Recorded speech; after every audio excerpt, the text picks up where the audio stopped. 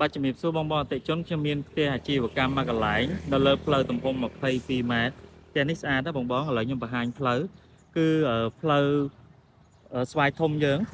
មួយស្វាយធំមកប្រហែលជា600ម៉ែត្រទេចុះពីវងមូលស្វាយធំផ្លូវជាតិលេខ6ហើយផ្លូវនេះគឺទៅវងមូលព្រៃគុយបាទអញ្ចឹងផ្ទះរបស់យើងគឺមានទំហំដី4.2គុណនឹង21ទំហំផ្ទះ4.2គុណនឹង15បាទហើយ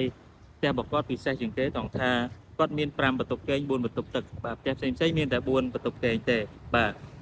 ហើយកម្ពស់នៅក្នុងផ្ទះក៏ខ្ពស់ដែរបងអតិថិជនបាទតម្លៃដែលគាត់ដាក់លក់ក៏ធូរដែរដោយសារតែគាត់លក់ក៏តាន់ធូរជាងគេបាទធានាជូនតម្លៃ 129,000 ចរចាបាទហើយផ្ទះស្អាត